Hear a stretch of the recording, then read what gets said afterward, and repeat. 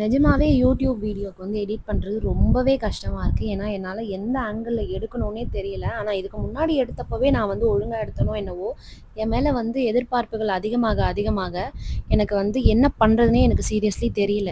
So ஒரு வழியாக நம்ம எப்படியும் கிளம்பிட்டோம். கிளம்பி எந்த ஆங்கிள் எடுக்கிறதுன்னு சீரியஸாகவே தெரியல. ஸோ லேண்ட்ஸ்கேப்பில் எடுக்கலாமா, போர்ட்ரேட்டில் எடுக்கலாமா எதுவுமே தெரியல. ஆனால் எனக்கு தெரிஞ்ச அளவுக்கு ஏதோ ஒன்று எடுத்துகிட்டு இருந்தேன். அண்ட் உள்ளே போய் லொக்கேஷனை பார்த்தீங்கன்னா, சுற்றி சுற்றி செகண்ட் ஃப்ளோர் ஃபர்ஸ்ட் ஃப்ளோரே மாற்றி மாற்றி நான் வந்துட்டுருந்தேன். ஏன்னா அவள் சொன்னா, நான் தப்பாக சொல்லிட்டேன். நான் ஓரளவு கரெக்டாக சொன்னா, அவள் தப்பாக சொல்லிடுறா. மாறி மாறி தப்பு தப்பாகவே சொல்லி சுற்றி சுற்றி ஒரே இடத்துக்கு தான் வந்துட்டுருந்தோம்.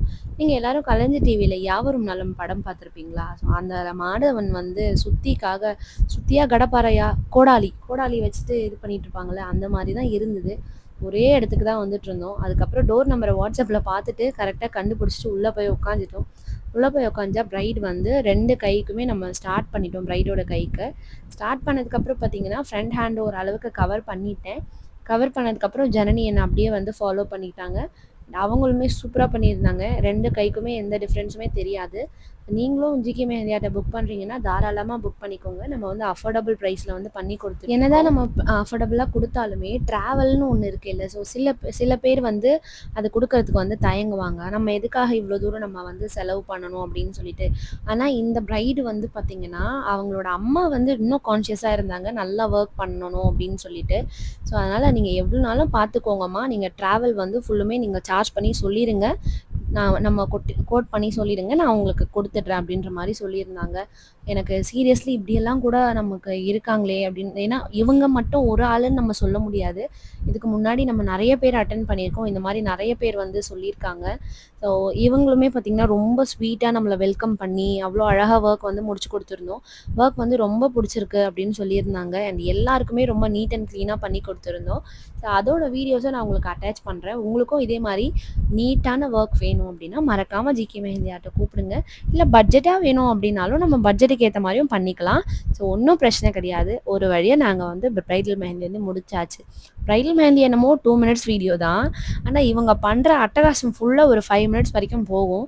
ஸோ அதையும் மிஸ் பண்ணாமல் பாருங்கள். நீங்கள் இந்த மாதிரி எங்கேயாவது மெஹந்தி வைக்க போகிறீங்க, மேக்கப் பண்ண போகிறீங்க, ஃபோட்டோகிராஃபிக்கு போகிறீங்க அப்படின்னா இந்த மாதிரி குட்டி குட்டி என்ஜாய்மெண்ட் வந்து பண்ணிட்டு வரலாம். என்னென்னா நாங்கள் ஃபேமிலியாக போயிட்டோம்.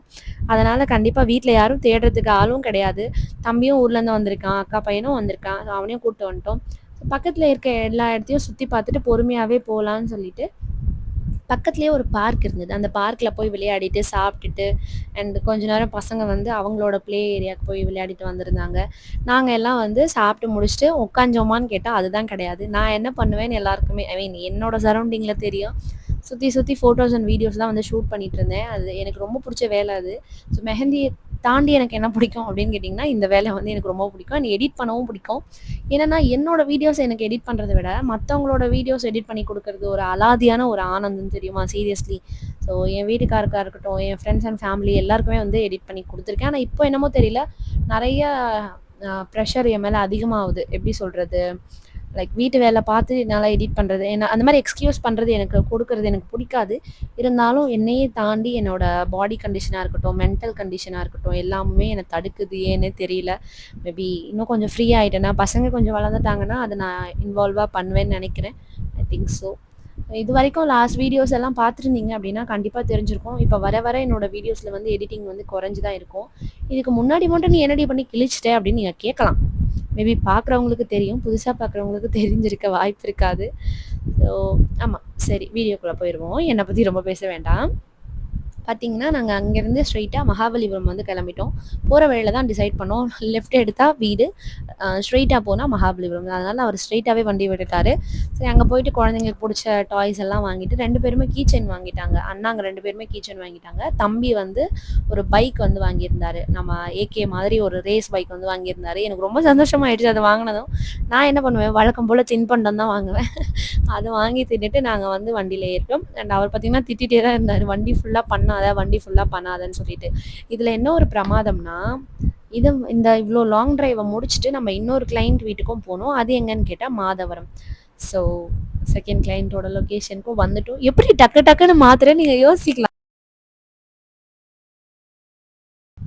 ஏன்னா ரொம்ப நேரம் லாங் வீடியோ போடுறதுன்னு டிசைட் ஆகிடுச்சு. அதில் ரொம்ப இழுத்து பிளாவான்னு பண்ணாமல் லைக் கொஞ்சம் குறுக்கி குறுக்கி சுருக்கி சுருக்கி நம்ம வந்து கொண்டு போயிடுறோம். அண்ட் ஆமாம், இவங்க பார்த்தீங்கன்னா 2 பேருக்கு சிஸ்டர்ஸ்க்கு வந்து கெஸ் மெஹந்தி பண்ணணும் அப்படின்ற மாதிரி சொல்லி நம்ம சின்ன வயசுலலாம் வந்து அதிகமாக வந்து இந்த ஆன்லைன் ஷாப்பிங்லாம் கிடையாது. அப்போல்லாம் ஏரியாவில் இருக்க ஃபேன்சி ஸ்டோரில் தான் நம்ம போய் செயின் வாங்குறது, கம்மல் வாங்குறது அந்த மாதிரி பண்ணுவோம் இல்லையா? ஸோ அந்த மாதிரி எங்கள் ஏரியாவில் கடை வச்சுருக்க ஒரு அண்ணாவோட டாட்டர் தான் இவங்க. அவங்க பார்த்தீங்கன்னா இன்ஸ்டாகிராமில் தான் பார்த்து நம்மளை கூப்பிட்டுருந்தாங்க. அண்ட் இவங்க தான்றது எனக்கு தெரியாது.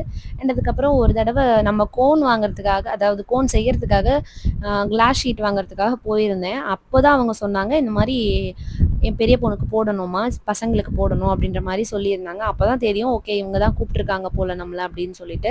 அதுக்கப்புறம் கன்ஃபர்மேஷன் பண்ணி நம்ம வந்து இப்போ வந்து பண்ணிட்டு 2 பேருக்குமே பார்த்தீங்கன்னா ரிஸ்ட் லென்த் தான் வந்து கேட்டிருந்தாங்க. ரிஸ்ட்லேருந்து மண்டாலா வந்து பேசிக்காக போடுங்கக்கா.